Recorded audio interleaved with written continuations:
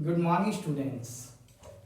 मैं Radheshyam 360 IIT academies की तरफ से आप लोगों के लिए कुछ ऑनलाइन कोर्सेज लेके आए हैं। ठीक है, जिसमें हम पढ़ेंगे बहुत ज़्यादा बेसिक से लेकर बहुत डीप तक। ठीक है, बहुत से स्टूडेंट का जो मेन टारगेट होता है आईआईटी और नीट जाने का और अच्छे मार्क्स गेन करने का, ठीक है, तो वो इस कोर्स में आपको फुलफिल होगा। ठीक है, मैं राधेश्याम, ठीक है, यहाँ पर पहला चैप्टर स्टार्ट कर रहे हैं जिसे हम बेसिक्स ही बोलते हैं। ठीक है, आपकी बुक्स के अंदर अगर देखोगे 11th क्लास के अंदर तो आपको ये चैप्टर मिलेगा बेसिक कंसेप्ट ऑफ केमिस्ट्री के नाम से। ठीक है, बेसिक कंसेप्ट्स। कौन से बेसिक कंसेप्ट? किस बेसिक कंसेप्ट्स की बात कर रहे हैं हम? वो बेसिक कंसेप्ट जो हमने किस क्लास में पढ़े थे? 9th 10th 8th, इससे पहले जब आपने केमिस्ट्री स्टार्ट की थी, वो बेसिक कंसेप्ट और उनका थोड़ा सा डीप नॉलेज। ठीक है, नाम आप लोगों ने सुना हुआ है मोल, प्रीवियस क्लासेस में आपने नाम सुन लिया था मोल। ठीक है, बट क्या आप लोगों को अभी भी क्लियर है मोल क्या चीज होती है? ठीक है, अरे बहुत से स्टूडेंट ऐसे होंगे जो मोल वर्ड सुनते ही एक खौफ आ जाता है उनके अंदर, डर आ जाता है उनके अंदर। आज उसी डर को हम निकालते हैं। ठीक है, अच्छा आप लोग एक बात बताओ मुझे, क्या आपने दर्जन का नाम सुना है? क्या दर्जन क्या चीज होती है? ठीक है, अरे मैंने बोला आप लोगों को 1 दर्जन। ठीक है, तो 1 दर्जन बोलते ही आपके दिमाग में क्या आया? तो आपके दिमाग में एक ही चीज आती है, क्या? 12। ठीक है, मैंने बोला 1 दर्जन केले, तो मतलब आपके पास में आया 12 केले। मैंने बोला 1 दर्जन पेंसिल, मतलब आपके दिमाग में आया 12 पेंसिल। ठीक है, उसी तरीके से जैसे ही मोल वर्ड बोला जाता है, क्या बोला जाता है? मोल वर्ड बोला जाता है, आपके दिमाग में एक ही चीज आनी चाहिए। मोल एक क्वांटिटी है और जिसकी वैल्यू होती है 6.023 इंटू 10⁻23। क्या आप लोगों को यह चीज पता थी पहले से? ठीक है, आप लोगों ने इस वर्ड को, इस नंबर को आपने एक स्पेशल नाम दिया हुआ था, एवोगाड्रो नंबर। क्या नाम दिया हुआ था? Avogadro number. अरे एवोगाड्रो नंबर, जिसे हम रिप्रेजेंट करते हैं Na से। किसे रिप्रेजेंट करते हैं? Na से। तो आज के बाद में जैसे ही मोल वर्ड आता है, क्या आता है? मोल वर्ड आता है, आप लोगों के दिमाग में एक ही चीज आनी चाहिए कि मोल कुछ भी नहीं है, दर्जन के जैसे एक क्वांटिटी है। जस्ट एक क्या है? क्वांटिटी है। ठीक है, जिसके अंदर इतने नंबर्स में कोई भी पार्टिकल्स, एटम्स या कुछ भी चीज आपके पास में आ सकती है। मैंने बोला 1 मोल पेंसिल, तो इसका मतलब 6.023 इंटू 10⁻23 पेंसिल के मतलब आ जाता है।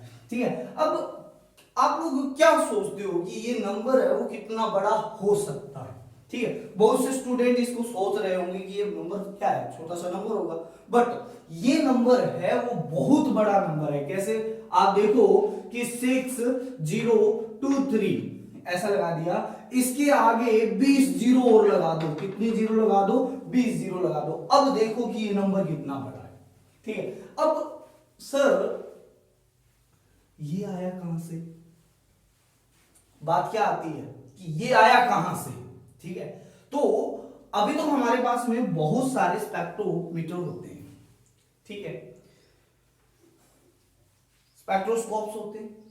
ठीक है, क्या बताते हैं स्पेक्ट्रोस्कोप्स? स्पेक्ट्रोस्कोप्स एक होता है वेट स्पेक्ट्रोस्कोप्स। क्या करता है वो? मैंने कोई भी चीज ली, ठीक है, उसके ऊपर रखी, ठीक है, मैंने उसके ऊपर स्पेक्ट्रोस्कोप से गिराया, तो स्पेक्ट्रोस्कोप से, वेव स्पेक्ट्रोस्कोप से इसके ऊपर गिरती है वेव्स, रेज। ठीक है, वो रेज क्या करती है? इतने जो क्वांटिटी है यहां पर रखी हुई, उनके अंदर प्रेजेंट एटम्स को बता देता है। या पार्टिकल्स को बता देता है। ठीक, तो वो आपके पास में बता दिया। ठीक है, तो अवोगाड्रो जो साइंटिस्ट था उन्होंने क्या किया, 12 ग्राम कार्बन लिया। कौन सा? C12 कार्बन लिया। क्या लिया? C12 carbon. ठीक है, कितना ग्राम लिया? 12 ग्राम। कितना ग्राम लिया? 12 ग्राम C12 कार्बन लिया। ठीक, C12 कार्बन लेके उस पे वेव स्पेक्ट्रोस्कोप से वेव्स डाली तो उन्होंने क्या बताया कि 12 ग्राम में 6.023 इंटू 10⁻23 C12 एटम क्या थे? प्रेजेंट थे। ठीक, तो भाई कुछ तो नंबर आना ही था ना। अरे मैंने क्या रखा यहां पर, 3 किलो पत्थर रखे। क्या रखे? 3 किलो पत्थर। अरे कुछ तो उसकी क्वांटिटी आनी थी ना कि उसमें कितने पत्थर हो सकते हैं। ठीक है, तो ऐसे ही उन्होंने ये लिया और उन्होंने कैलकुलेट कर लिया। ठीक है, चलो कोई दिक्कत नहीं थी। उन्होंने क्या किया, उसके जस्ट बाद में एटॉमिक मास के बराबर अलग अलग एलिमेंट्स लिए जो फ्री एग्जिस्ट करते थे, वो एलिमेंट लिए और स्पेक्ट्रोस्कोप से उनकी गिनती स्टार्ट कर दी। किसमें लिए? उनके एटॉमिक मास के बराबर अमाउंट ग्राम में लिया। ठीक है, एक ऑब्जर्वेशन निकला कि जब भी कोई भी एटम या एलिमेंट है उसके एटॉमिक मास के इक्वल, क्या? एटॉमिक मास के इक्वल जब क्या लेते हो, ग्राम में अमाउंट लेते हो, तो उसके अंदर नंबर ऑफ एलिमेंट है वो आपके पास में सेम आ रहे थे। क्या आ रहे थे? सेम। चलो एक बात बताते हैं। ठीक है, ऑक्सीजन 16, कितना ग्राम? 16 ग्राम लिया। उसमें भी एटम क्या है? सेम है। नाइट्रोजन कौन सा? 14 लिया। कितना? 14 ग्राम लिया। उसमें भी एटम क्या है? सेम आए। तो भाई साहब उसके दिमाग की बत्ती जली, बत्ती जली और उन्होंने बोला कि जब भी किसी भी एलिमेंट को एटॉमिक मास के इक्वल ग्राम में अमाउंट लोगे तो उसमें एक ही क्वांटिटी आएगी। किसकी क्वांटिटी? एलिमेंट की क्वांटिटी, जिसको उन्होंने नाम दिया 1 मोल। और इस नंबर को नाम दिया गया अवोगाड्रो नंबर। क्या नाम दिया गया? Avogadro number. ठीक है, तो ये चीज आ गई भाई। ठीक है, तो जब एलिमेंट आए तो एलिमेंट के केस के अंदर ये बहुत बड़ी क्वांटिटी थी। ठीक है, और बहुत बड़ी क्वांटिटी थी और एलिमेंट भी छोटे थोड़ी होते हैं, बहुत ज्यादा होते हैं। तो इसको 7 फंडामेंटल यूनिट्स में भी क्या कर लिया गया, इसको कंसीडर कर लिया गया। ठीक है,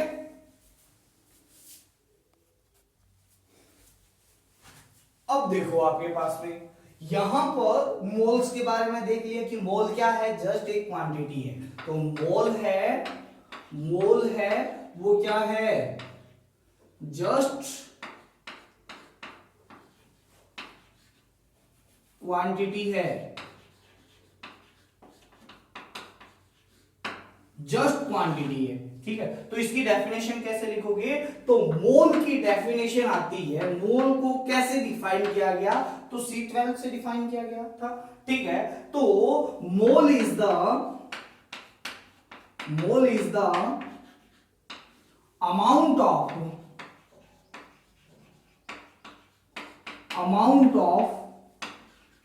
इंटिटीज में क्या क्या आ सकता है, क्या क्या इंटिटीज आ सकती है? ठीक है, तो एटम आ सकता है, आयंस आ सकते हैं, ठीक है, मॉलिक्यूल आ सकता है, मॉलिक्यूल्स आ सकता है। ठीक है, इसके अलावा पेंसिल आ सकती है। ठीक है, कुछ भी चीज जो गिनने लायक हो, जो क्या हो, गिनने लायक हो। The mole is the amount of entities, entities का मतलब इसमें है that is equal to number of carbon atom present in 12 gram of C12 isotope. ये है मोल की रियल डेफिनेशन। देखो मोल है क्या, मोल कुछ भी नहीं है, अमाउंट ऑफ एंटिटीज है या नंबर ऑफ एंटिटीज है। अमाउंट ऑफ का मतलब नंबर ऑफ एंटिटीज है। एंटिटीज में एटम्स आ सकते हैं, आयंस आ सकते हैं, मॉलिक्यूल्स आ सकते हैं, पेंसिल्स आ सकते हैं, लड्डू आ सकते हैं, कुछ भी आ सकते हैं। That is equal to the number of carbon atom present in 12 gram of C12 isotope.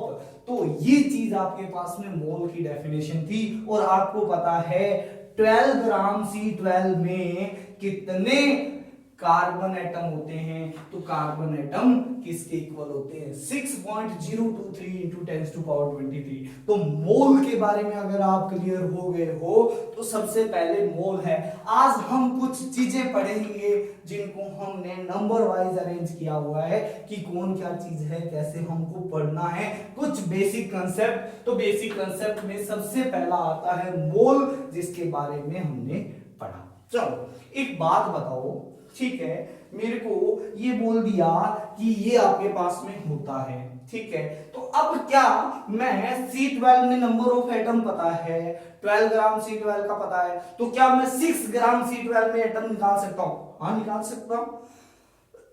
अरे डिवाइड बाय तो 2 करना है। जैसे ही एटॉमिक जो मास आपने लिया है वो आधा हो गया तो उसमें एटम्स भी क्या हो जाएंगे, आधा हो जाएंगे। ठीक है, तो मैंने कहा क्वेश्चन है आपके पास में, कैलकुलेट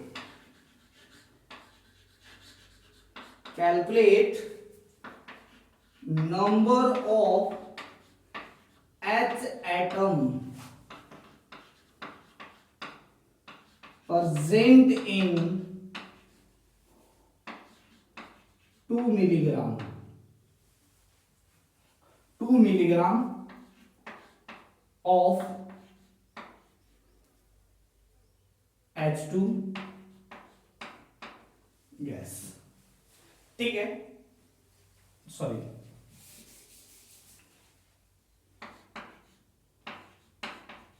H एटम मैंने क्या लिया, सुनो ध्यान से देखो, मैंने 2 मिलीग्राम हाइड्रोजन लिए। क्या लिए? 2 मिलीग्राम हाइड्रोजन लिए। उसमें H एटम्स का क्या बताना है, नंबर्स बताने हैं। क्या बताने हैं? नंबर्स बताने हैं। तो मुझे मोल की डेफिनेशन से ये पता चलता है कि 1 अगर मैं ग्राम में अमाउंट लेता हूं, किसमें ग्राम में अमाउंट लेता हूं, इसका एटॉमिक मास कितना होता है आपको पता है, 1 AMU होता है एटॉमिक मास। ठीक है, तो मैंने उसमें ग्राम में ले लिया। ठीक है, मुझे पता है 1 ग्राम H एटम, तो उसमें कितने एटम्स प्रेजेंट होंगे, तो आपके पास में कितने एटम प्रेजेंट होंगे, Na एटम ऑफ H। ठीक है, अगर 1 ग्राम हाइड्रोजन लेता हूं तो इसके अंदर अवोगाड्रो नंबर के बराबर हाइड्रोजन एटम क्या होंगे, प्रेजेंट होंगे। मैंने अगर 1 ग्राम में निकाल लिया है तो अब मैं जितना चाहे, अब 1 मिलीग्राम है, सॉरी 2 मिलीग्राम है, तो इसको अगर ग्राम में चेंज करेंगे तो 2 इंटू 10 टू पावर -3 ग्राम ले लेंगे। क्या ले लेंगे? 2 इंटू 10 टू पावर -3 ग्राम ले लेंगे। तो यहां पर आपके पास में आ जाएगा number of H atom in 2 into 10 to power -3 gram is equal to 1 gram में इतना है तो इसमें कितना आ जाएगा Na डिवाइड बाई 2 इंटू 10⁻³ आ जाएगा और इसे हम लिख सकते हैं Na divide by 2 into 10⁻³ H atom. ये संख्या आ गई है, ये क्या आ गई है संख्या। Na का मतलब यहां पर इस नंबर से है, Na से मतलब किससे है, इस नंबर से आपके पास में इसका मतलब है। तो ये चीज थी आपके पास में कुछ मूल कंसेप्ट यानी मोल वर्ड से रिगार्डिंग कुछ मेन कंसेप्ट। ठीक है, आप इसको लिखो फिर हम आगे चलते हैं थोड़ा। ठीक है,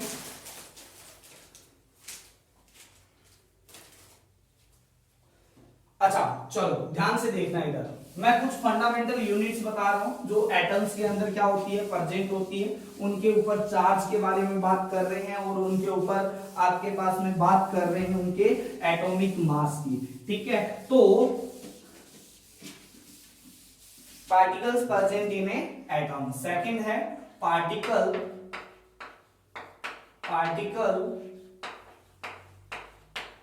प्रेजेंट इन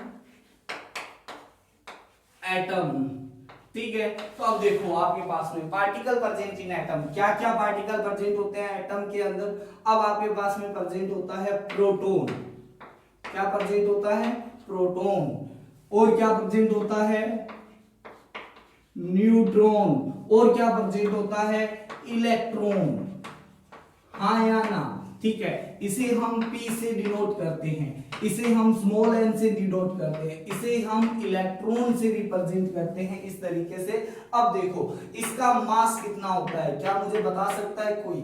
हाँ, तो देखो आपके पास 1.66 इंटू 10⁻⁻27 kg आपके पास में इसका क्या होता है वेट होता है। ठीक है, इसका भी मास आपके पास में सेम टू सेम 1.66 इंटू 10⁻⁻27, कई बार इसको 1.67 भी लिख सकते हैं, कोई दिक्कत उसमें नहीं है। इसका होता है 9.1 इंटू 10⁻31 kg के इक्वल होता है। अभी हमने इन सभी को किस में लिया है, केजी के अंदर लिया है। ठीक है, अगर आपके पास में बात की जाती है फिर इसके ऊपर प्रेजेंट चार्ज की, किसके ऊपर प्रेजेंट चार्ज की, तो इसके ऊपर चार्ज प्रेजेंट होता है पॉजिटिव में, और कितना प्लस का 1.6 इंटू 10⁻⁻19 कूलम के इक्वल।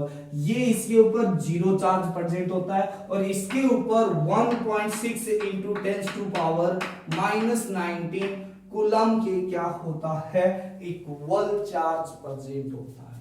ठीक है, अब हमारे पास में ये चीज आती है कि ये चीज हमने सर पढ़ी हुई है, आप इसको दोबारा क्यों पढ़ा रहे हो। तो चलो हमारे पास में बात करते हैं एक क्वेश्चन के जरिए।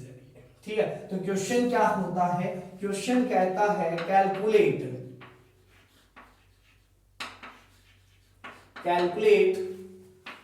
Total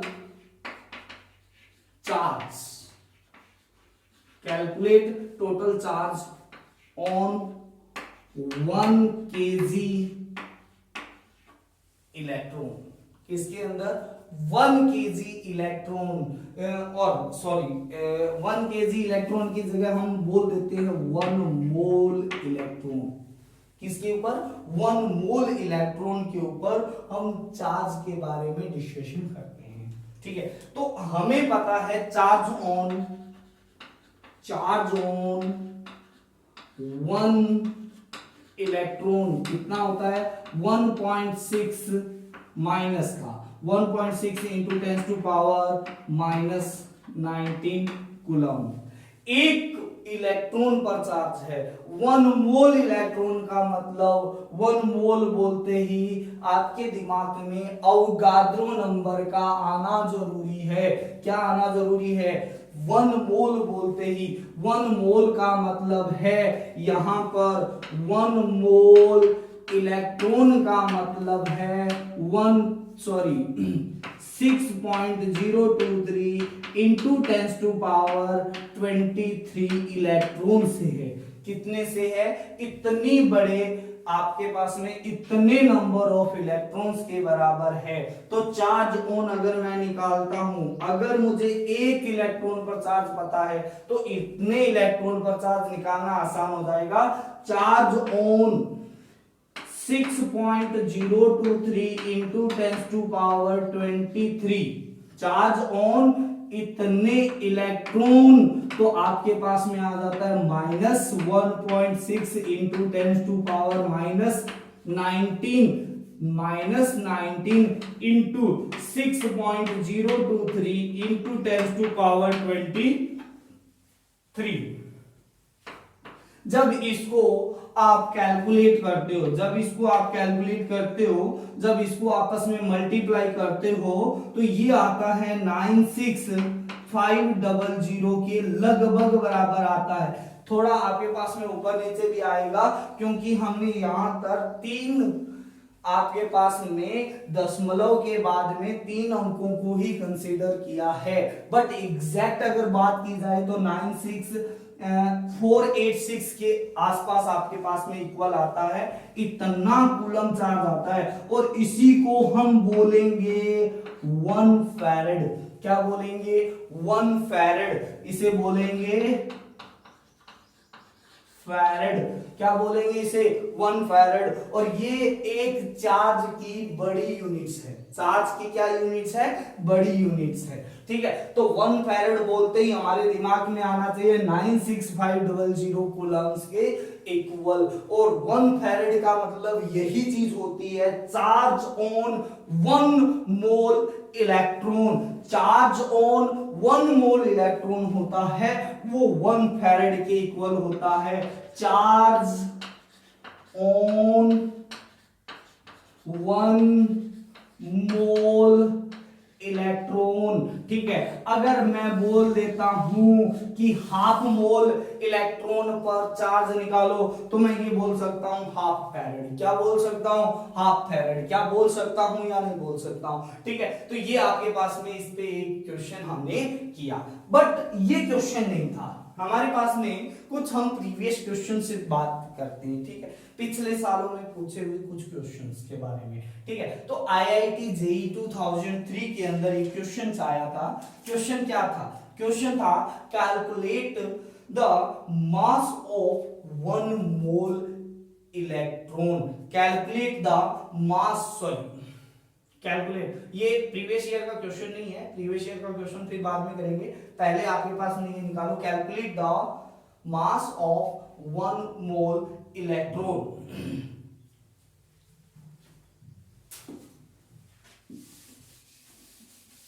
calculate the mass of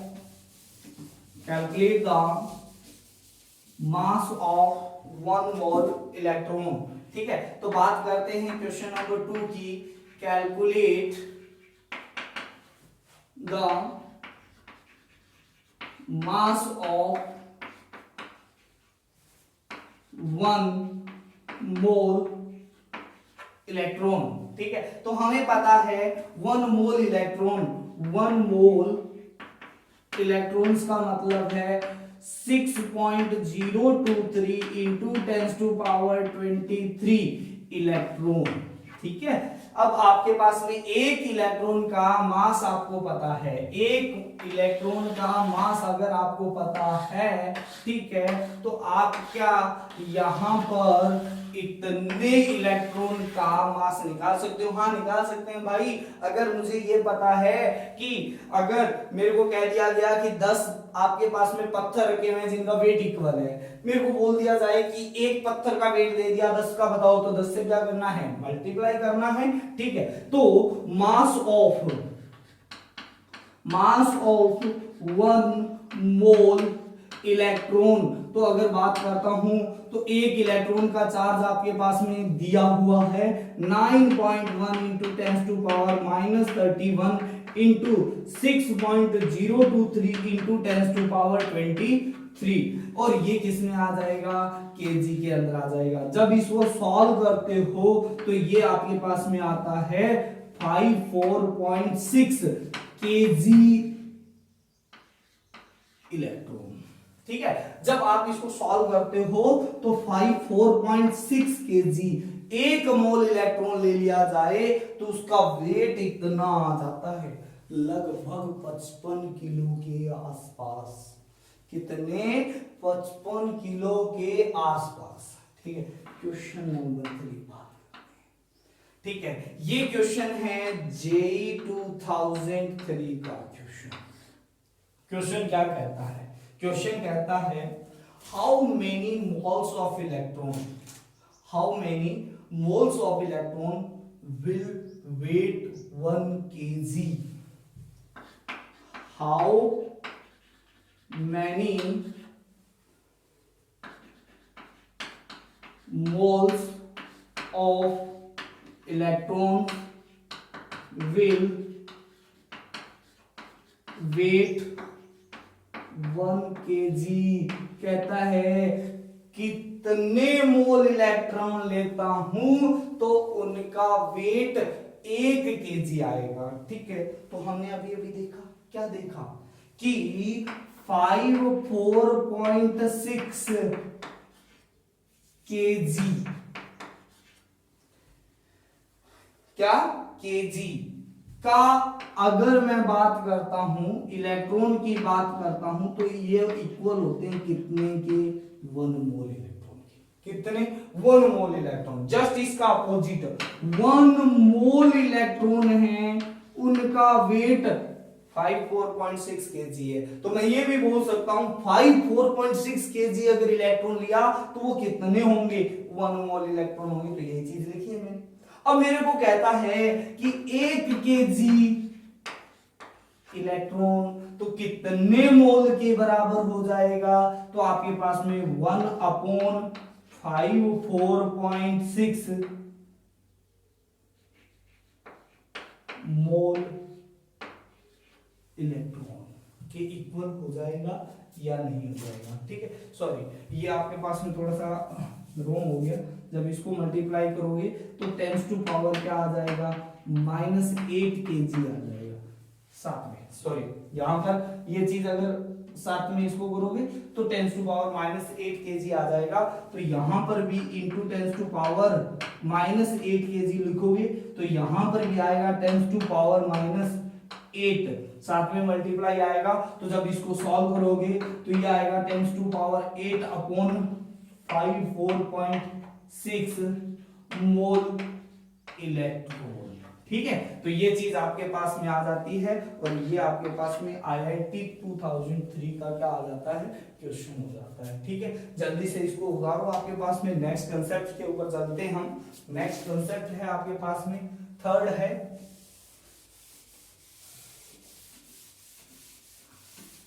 हम बात करते हैं एटॉमिक मास। किसकी बात करते हैं? Atomic mass. ठीक है।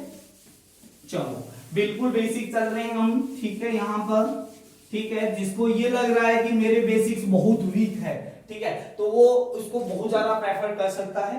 ठीक है। थर्ड आपके पास में आता है, हम कोई चैप्टर नहीं कर रहे हैं अभी अभी हम बिल्कुल बेसिक्स के ऊपर चल रहे हैं। ठीक है। अगर आपके बेसिक्स अच्छे होंगे तो आप बहुत अच्छा कर पाओगे आगे। ठीक है। बहुत ज्यादा डीप में भी जाएंगे, बट अभी हम बेसिक्स के ऊपर चल रहे हैं। ठीक है। तो थर्ड आपके पास में आता है एटॉमिक मास। क्या आता है? Atomic mass. देखो, एटॉमिक मास कुछ याद करने की ट्रिक भी देखेंगे। एटॉमिक मास क्या होता है? ठीक है। तो अगर मैं बोलता हूं मास ऑफ वन एटम तो उसे हम एटॉमिक मास बोलते हैं। ठीक है। तो एटम्स के अंदर क्या क्या चीज प्रेजेंट होती है? न्यूट्रॉन प्रेजेंट होता है, प्रोटॉन प्रेजेंट होता है, इलेक्ट्रॉन प्रेजेंट होता है। तो एटॉमिक मास होता है, एटॉमिक मास होता है वो आता है neutron plus proton plus electron. क्या बोल सकता हूं? Weight of neutron plus proton plus electron present in atoms. ठीक है। अब एक बात बताओ, अगर मैं बात करता हूं वेट ऑफ, अगर मैं मास ऑफ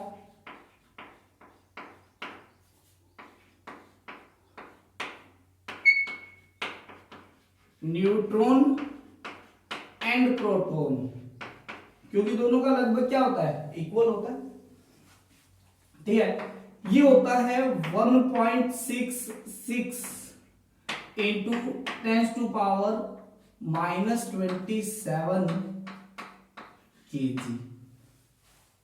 और मास ऑफ इलेक्ट्रॉन की बात करता हूं तो ये कितना होता है, ये होता है आपके पास में 10⁻31 kg। दोनों में अगर मैं एक एक की बात करता हूं तो इलेक्ट्रॉन है वो इससे 10,000 गुना क्या है, हल्का है।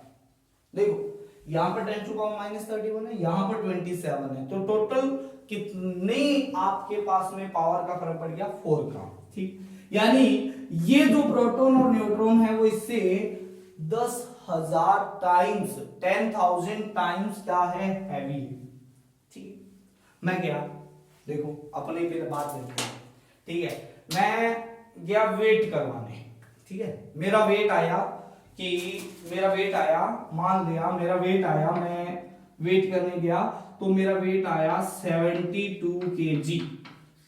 फिर मैं वापस घर पे आया, नहाया तो मैंने क्या देखा कि 10-15 बाल है वो मेरे क्या हो गए हैं, हेयर फॉल हो गया, ठीक है, मैंने कहा यार वेट तो कम हो गया।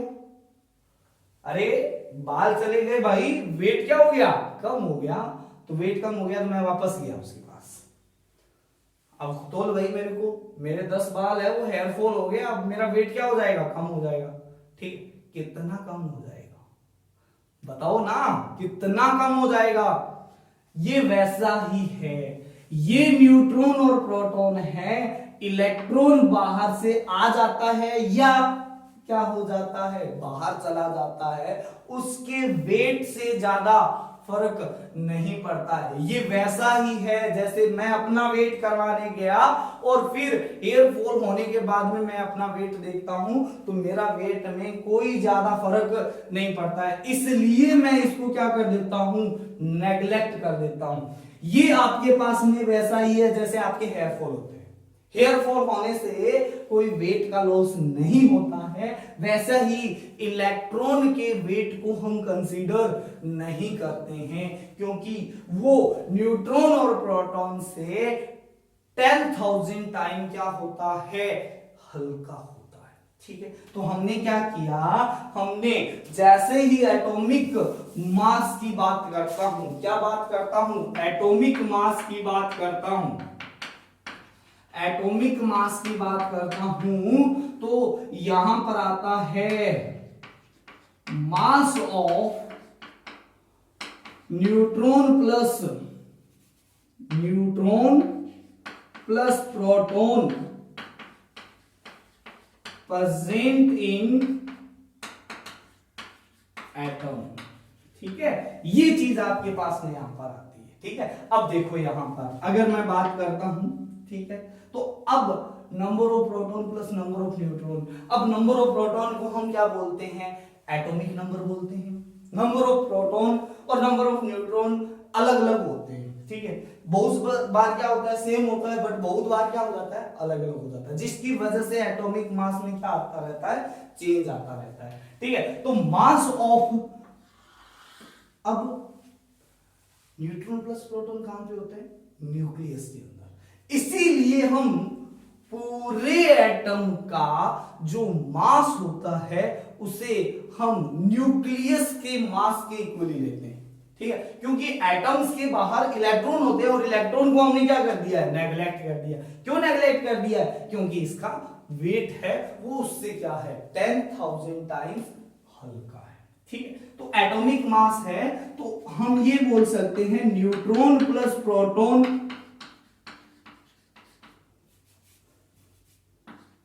Present in nucleus of atom. ठीक है। अब देखो आपके पास में, मान लिया मैं कार्बन की बात करता हूं, किसकी बात करता हूं, कार्बन की। ठीक, तो कार्बन की बात करते हैं, तो कार्बन 12 की बात करते हैं, है ना, 6 होता है, ठीक है, 6। तो इसके अंदर क्या हो जाएगा, कार्बन में 6 proton plus 6 neutron plus 6 electron present होंगे। ठीक, अगर मैं एटॉमिक मास बात करता हूं, एटॉमिक मास बात करता हूं, ठीक है, तो ये क्या हो जाएगा आपके पास में, 6 प्रोटॉन 6 इंटू, यानी 1.66 इंटू 10⁻⁻27 केजी इसका मास हो गया। ठीक है, प्लस 6 इंटू 1.66 इंटू 10⁻⁻27 केजी, आ गया या नहीं आ गया, प्लस ये क्या हो जाएगा, 6 इंटू 9.1 इंटू 10⁻⁻31, जो हम क्या कर सकते हैं, नेग्लेक्ट कर सकते हैं। क्या कर सकते हैं, नेग्लेक्ट। तो यहां पर अगर मैं बात करता हूं तो 6 प्लस 6, यहां पर ये आ गया 6 प्लस 6, और ये दोनों कॉमन चीज है, तो ये आ गया 1.66 इंटू 10⁻⁻27। अब इस चीज को हम नाम दे देते हैं, क्योंकि ये तो हर किसी में आना है, क्योंकि किसी भी न्यूट्रॉन और किसी भी प्रोटॉन का वेट तो क्या होगा, बराबर ही होगा, चाहे वो कार्बन का न्यूट्रॉन प्लस प्रोटॉन हो, चाहे आपके पास में ऑक्सीजन का न्यूट्रॉन प्लस प्रोटॉन हो। तो इसको हमने एक अलग से यूनिट ही नाम दे दिया। क्या नाम दे दिया इसका, यूनिट नाम दे दिया। क्या यूनिट है वो आपके पास में, ये आ गया 12। ठीक है, और ये हर किसी में आएगा, तो हम इसको बोलते हैं एएमयू। क्या बोलते हैं, एएमयू। अब एक एएमयू होता है, एक एएमयू का मतलब है एटॉमिक मास यूनिट, और ये बराबर होता है वेट ऑफ वन प्रोटॉन और न्यूट्रॉन के बराबर भी होता है। ठीक है, और ये होता है 1.66 इंटू 10⁻⁻27 केजी के बराबर, जो आपको हमेशा पता होना ही चाहिए। ठीक है, ये है वो एएमयू। ठीक है, तो न्यूट्रॉन प्लस प्रोटॉन्स के नंबर को हम एटॉमिक मास बोलते हैं, ऐसा होता है, बट वो किस में आता है, एएमयू में आता है। अगर एएमयू की बात करूं, अगर केजी में वेट निकालना है, तो 1.66 इंटू 10⁻⁻27 से उसको क्या कर दो, मल्टीप्लाई कर दो। ठीक है, अब हमारे पास में बहुत सारे एटम्स हैं, कम से कम 30 तक आपको, एटलीस्ट 30 तक आपको एटॉमिक नंबर के साथ में एटॉमिक मास भी याद होना जरूरी है। ठीक है, तो हम उसी की कुछ ट्रिक्स सीखते हैं कि कैसे हम एटॉमिक मास को याद रख सकते हैं और एटॉमिक नंबर को याद रख सकते हैं। ठीक है, तो देखना यहां पर आप ध्यान से,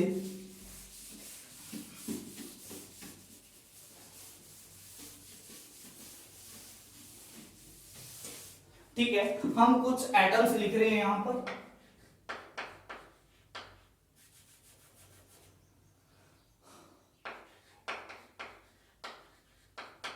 एटॉमिक नंबर,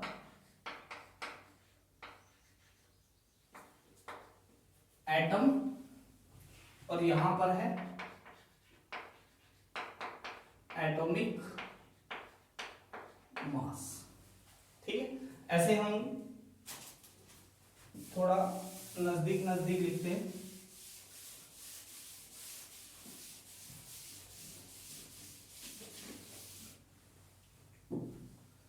यहां पर एटॉमिक नंबर, एटम्स, ठीक है, यहां पर हम लिखते हैं एटॉमिक मास।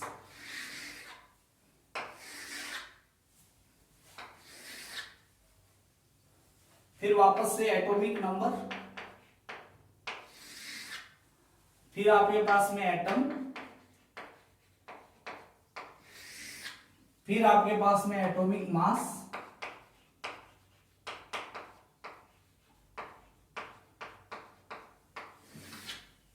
ठीक है। देखो यहां एटॉमिक नंबर 1 हाइड्रोजन, हाइड्रोजन के अंदर न्यूट्रॉन प्रेजेंट नहीं होता है, इसमें सिर्फ और सिर्फ एक प्रोटॉन प्रेजेंट होता है और एक प्रोटॉन का मास होता है 1 am, ठीक है, सिर्फ एक प्रोटॉन प्रेजेंट होता है, ठीक है। दूसरा आता है हाइड्रोजन, हाइड्रोजन के बाद में आता है हीलियम, हीलियम की बात करता हूं तो दो न्यूट्रॉन प्लस 2 प्रोटॉन प्रेजेंट होते हैं, तो इसका एटॉमिक मास आ जाता है 4 amu, 2 प्रोटॉन प्लस 2 न्यूट्रॉन, तो टोटल क्या हो गए 4 amu, ठीक है। पहले मैं लिख लेता हूं lithium, beryllium, boron, carbon,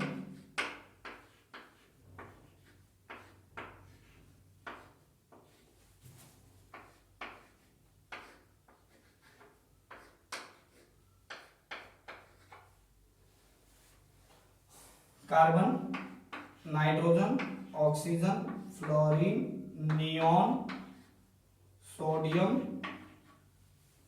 magnesium, aluminium, aluminium के बाद में क्या आता है बताओ, सिलिकॉन, फास्फोरस,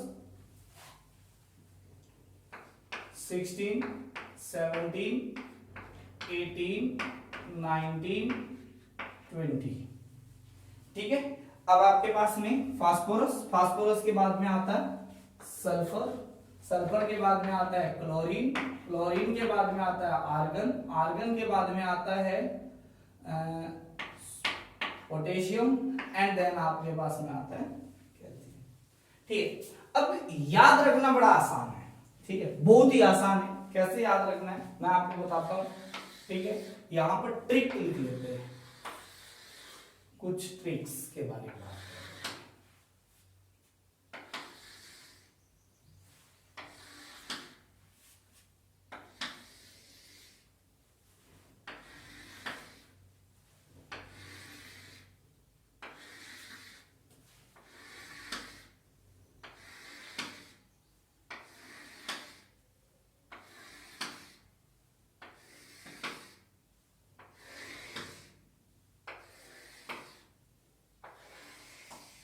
ट्रिक देखो आपके पास में,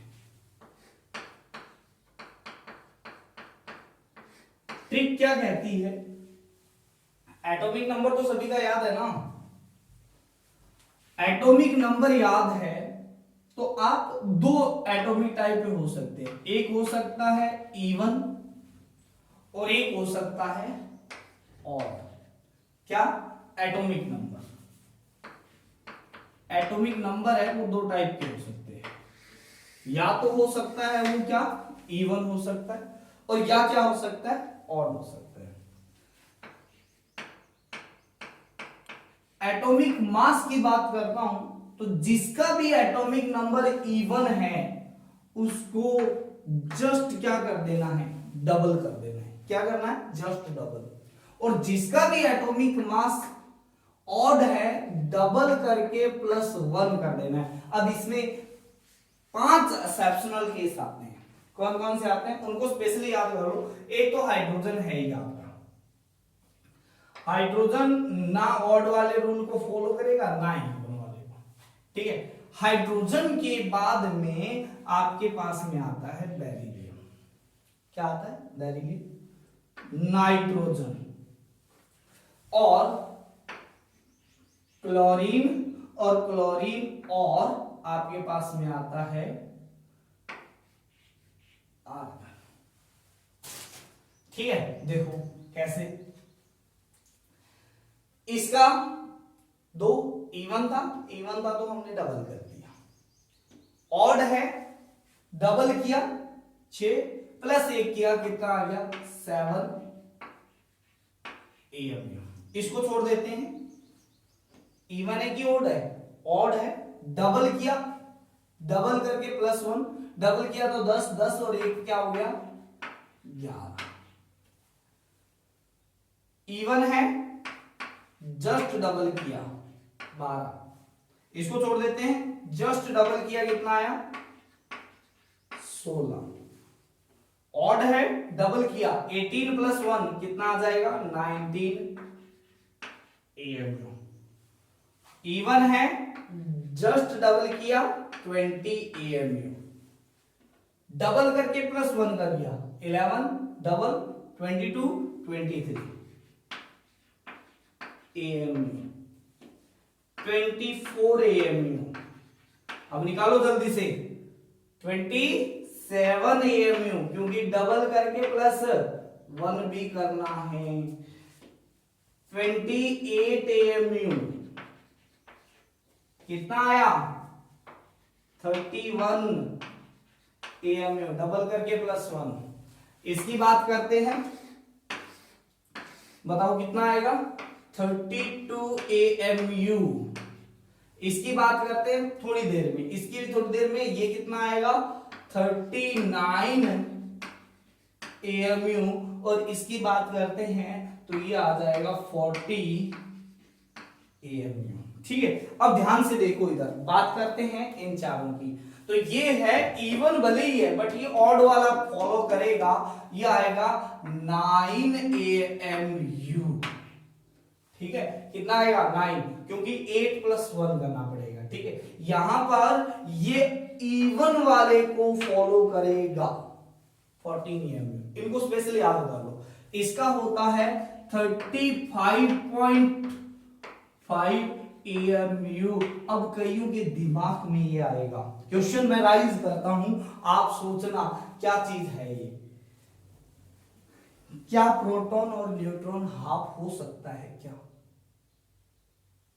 अगर हाफ नहीं हो सकता तो ये पॉइंट्स या फ्रैक्शन में कैसे आएगा?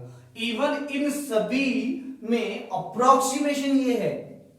पीरियोडिक टेबल में देखोगे तो एटॉमिक मास फ्रैक्शन में दिया हुआ है। सोचना क्यों दिया हुआ है फ्रैक्शन में? हमने ये पढ़ा, न्यूट्रॉन प्रोटॉन को हाफ नहीं किया जा सकता है, इलेक्ट्रॉन को हाफ नहीं किया जा सकता है। तो ये फ्रैक्शन में आने का रीजन क्या है, 2-3 दिन बाद भी हम पता कर लेंगे। मैं यहां पर आपको पढ़ाऊंगा और उसी टाइम इसका आंसर दूंगा। आप अभी सोचना कि क्यों है। इसका होता है 40 AMU। ठीक है, ये कुछ स्पेशल है। ठीक है, अब देखो, ये तो ट्रिक्स थी, आप ट्रिक्स को लिख लो यहां पर। ठीक है, मैं आगे चलता हूं, कुछ 21 से 30 तक के आगे और याद करते हैं। ठीक है, तो हमारे पास में क्या है, याद रखने की ट्रिक्स भी बताऊंगा। और पहले इनको लिखो, तो यहां पर आता है 21, 22, 23, 24, 25, 26, 27, 28, 29 एंड 30। ठीक है, 21 होता है scandium. Scandium, titanium, vanadium, chromium, manganese, ferrous. Ferrous के बाद में क्या आता है, निकल,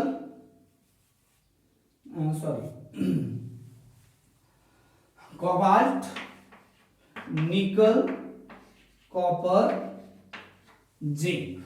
ठीक है, ये इनके नाम है। आपको दोबारा बता देता हूं, scandium, titanium, vanadium, chromium, manganese, ferrous, cobalt, निकल, कॉपर, जिंक।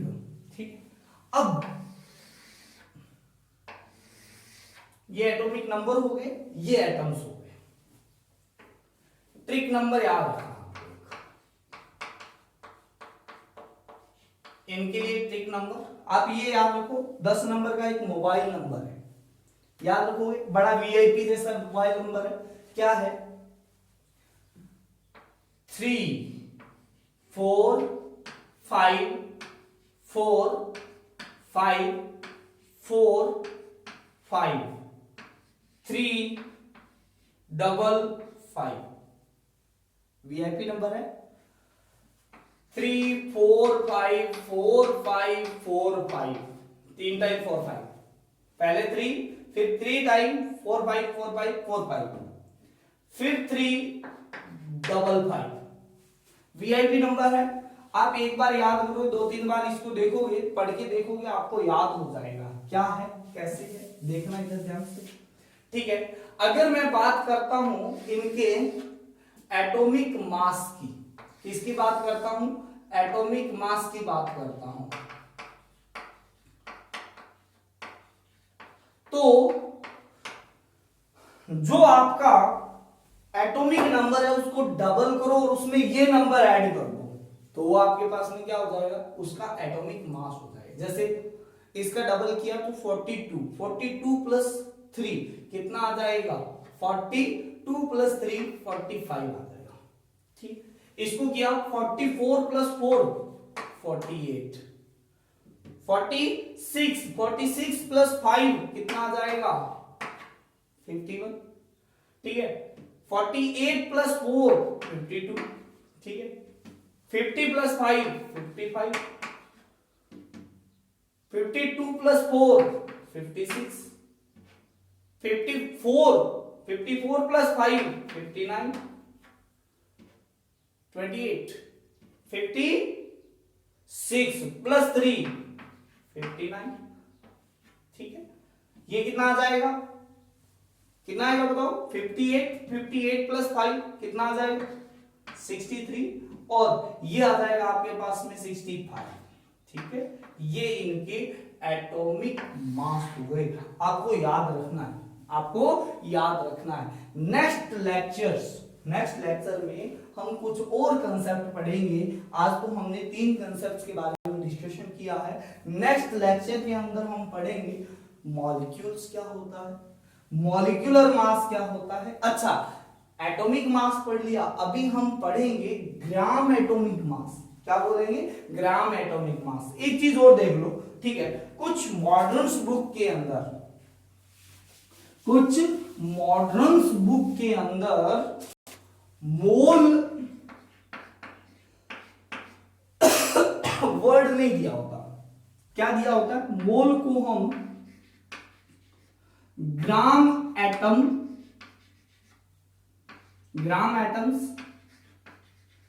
Gram molecule